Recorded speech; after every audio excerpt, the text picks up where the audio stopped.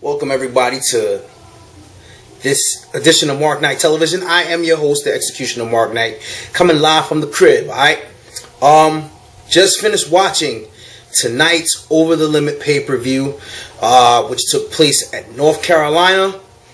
A very good turnout, very big crowd. We had the opening contest, which was Zack Ryder versus Kane. Kane going over on Zack Ryder, I'm sure of it, but if not, then it was probably Zack Ryder over Kane, but my money is Kane over Zack Ryder. That was the preliminary show. Now we go into the opening contest for the event, which was an over-the-top rope battle royal where the winner decides and chooses which championship he wants to compete for, the United States Championship or the Intercontinental Heavyweight Championships. Christian wins the battle royal, makes the decision on challenging Santino Marella for the United States Heavyweight title, but he changes his mind later on, and we'll get into that in quite a bit. Next contest for the WWE Tag Team Championship, R-Truth and Kofi Kingston versus Zack Ryder and Jack Swagger. Very good match from top to bottom. A lot of heat between both teams, but in the end, as far as like the teamwork goes, the edge, of course, was with Swagger and with Ziggler. A lot of phenomenal moves between all four guys, but in the end, it was Kofi Kingston and R-Truth retaining the WWE World Tag Team Championship against Swagger and Ziggler. Then we have the Divas Championship match between Beth Phoenix and Layla, the champion. Now, this was a pretty good match. Now, I'm not even going to lie to you. I made a statement before that the WWE Divas division isn't all that strong. And to be honest with you, it isn't. But not taking anything away from any of the Divas. But tonight, Layla and Beth Phoenix put on a hell of a match, a hell of a showing. And it was a great contest between these two. In the end, it was Layla reversing the Glam Bomb, the Glam Slam, countering that into a roll-up victory roll, a modified victory roll. Beth kicks out. Beth goes for another finish. It was a counter, and it was Layla hitting the Rude Awakening on Beth Phoenix to get the win to retain the Divas Championship. Then we go into the Fatal 4-Way for the World Heavyweight Championship. On one end, you had Sheamus defending the World Heavyweight Championship against Randy Orton, against Alberto Del Rio, and against Chris Jericho. This was a good Fatal 4-Way. Unlike some of the Fatal 4-Ways that I've ever seen in my life as far as pro wrestling goes, it was really good from top to bottom. You had a lot of experience in this ring. You had Sheamus, current world champion, former WWE world champion, on 2 occasions U.S. champion and King of the Ring, against Chris Jericho, multiple-time champion, has held virtually every title there is around the globe, challenging for his 7th World Heavyweight title. Randy Orton, 9 times the world champion, looking to recapture that world title to make it an even 10, and Alberto Del Rio going for his 3rd world championship.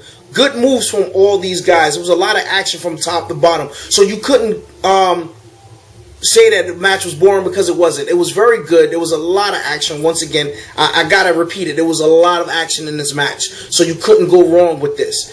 But it was Sheamus getting the pinfall on Chris Jericho to retain the World Heavyweight Championship.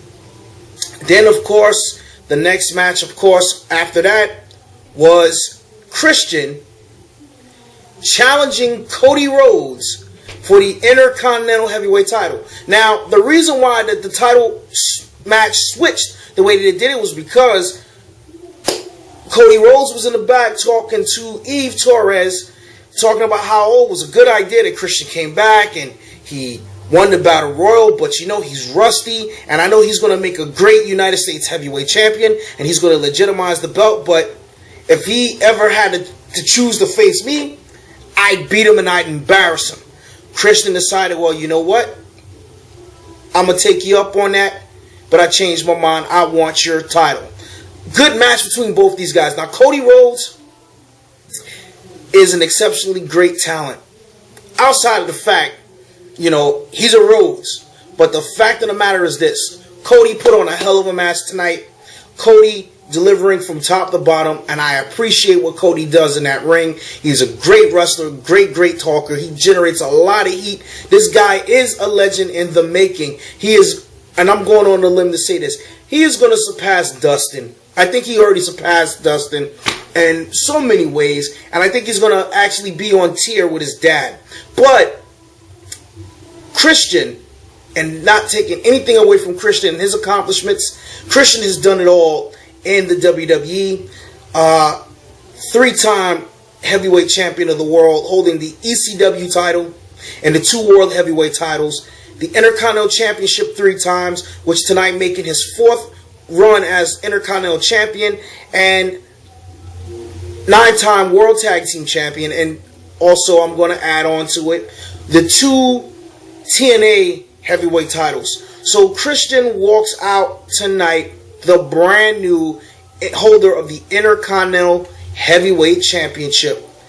Very good match between these guys. It was wonderful. I enjoyed it so much. So that's just how that goes. And of course, match of the night will have to be this. But before I go into that, we're going to go into this match. It was The Miz taking on Brodus Clay. Now, this was another good match. Very entertaining. The Miz coming out claiming that he's a better dancer than Brodus Clay. So he goes on to doing his Michael Jackson dance steps, which for a white guy, but I love you, Miz. You my boy.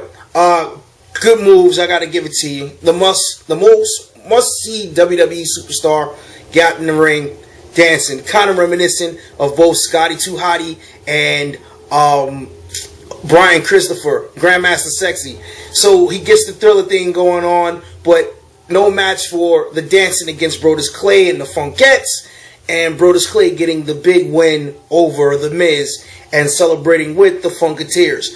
During the course of the match, everyone was talking about, the Funketeers is a brand new thing, Funketeers this, Funketeers that. It's great, but you know what? If anybody who's a fan of Parliament Funkadelic, Bootsy Collins, Bernie Worrell, and everything else, yes, I'm taking it right there. Anyone who got their funk card is a Funketeer.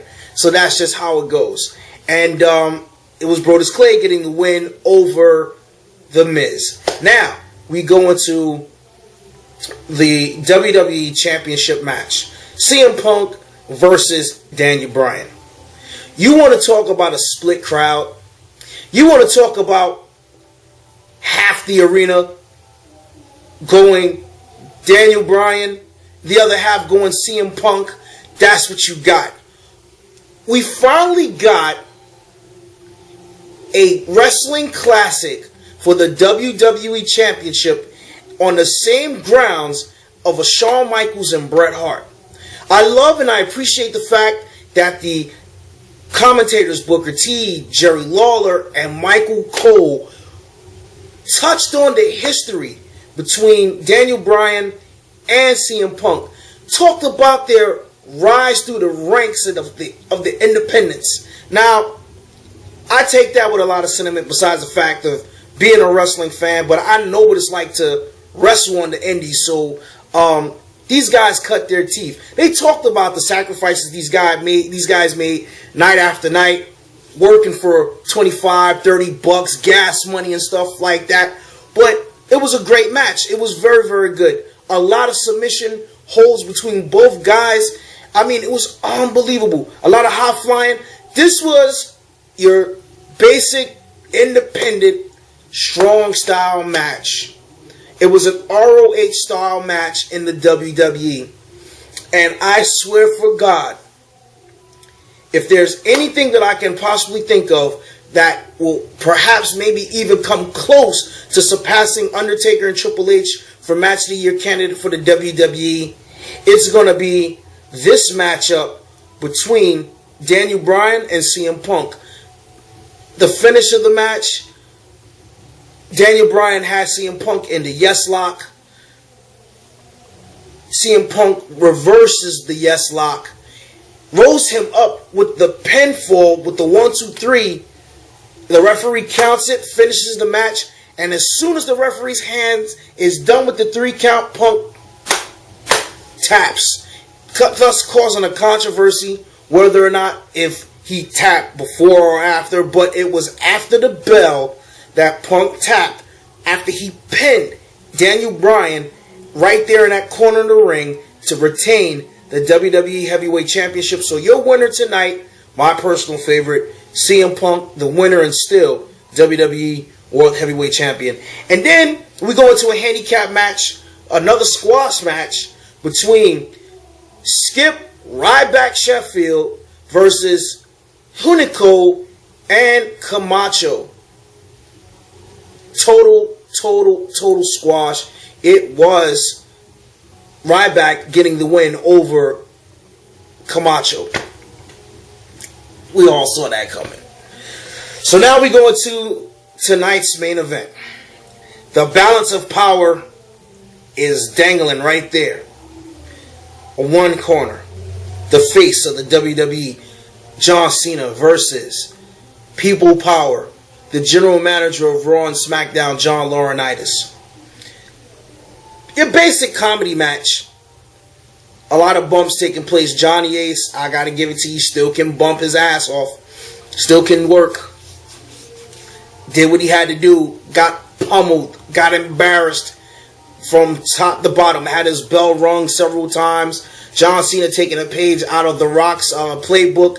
Doing play-by-play during the match. Says, I'm going to be Booker T and you're going to be Jerry Lawler. And then he says, no, better yet, you sound more close to Booker T. So I'm going to be Michael Cole. You're going to be Booker T. So you have Cena going on with the vintage Cena, vintage Johnny Ace, vintage Big Johnny. What do you got to say about that book? 5 times. Johnny Ace gets pummeled with water, gets pummeled with garbage, pummeled with the bell, beat with the chair. Laurinaitis makes his comeback, swinging the chair, working over the arm, and he tries to escape. And as he's getting ready to bounce and leave, out comes the Big Show. Big Show drags Johnny Ace back into the ring, gets ready to choke slam the GM. As he has him, the GM is whispering something to him, letting him know, excuse me, long day. I was up early in the morning. You got to bear with me with that. Church was good as well. Back to the match and back to the action. The finish. Chokeslam's about to take place. Laurinaitis whispers into the Big Show's face, letting him know, hey, if you help me, you'll get your job back. And sure enough, he shoves Laurinaitis right into the waiting arms of CM Punk. CM Punk, my fault. To John Cena. John Cena puts him in the attitude adjustment. Then wham! Knocks upside the head of John Cena. Comes Big Show's weapon of mass destruction. John Laurinaitis goes over with the long, dragged out cover. Gets the 1, 2, 3 and pins John Cena in the middle of the ring. Your winner of the match, and still GM, still holder of the job, still Mr. People Power, Mr. Excitement, the dynamic dud himself, John Laurinaitis. So, my rating for tonight's pay-per-view, I'm going to give it, a 3.5. One, because all of the matches were pretty good, pretty set from top to bottom. You got action in every match. Now, I don't think there was a dull, boring match. But in the end, the match that carried it tonight was the 2 World Championship matches, the surprise switch of the Intercontinental title, which was very good to see take place, and the retaining of the World Tag Team Championship being defended on the show. So that was the reason why I give it a 3.5 tonight. So ladies and gentlemen, I'm about to call this a night. I thank you for tuning into the show. If you like it, if you like this video, you got any comments or questions, feel free to leave them right there on the YouTube question section. Also, follow me on Twitter and Instagram, XM Nightbuster, and also, I got my pics up there. Be sure to check that out. Also, go back and check some of my other videos and things of that nature. All of my hip hop stuff, all of my social commentary stuff, feel free to check that out there on the YouTube. And, you know, of course, the Facebook thing, you know what to do. Like me there, add me on that. And that's pretty much it. I'll see you guys on the flip. And also, I just want to tell you guys, stay up, be cool, God bless, and always keep God in your life no matter what you do in your endeavors. Always pray. And if you want something, you claim it. That's how you do. So, holla at your boy. I'll see you guys on the flip.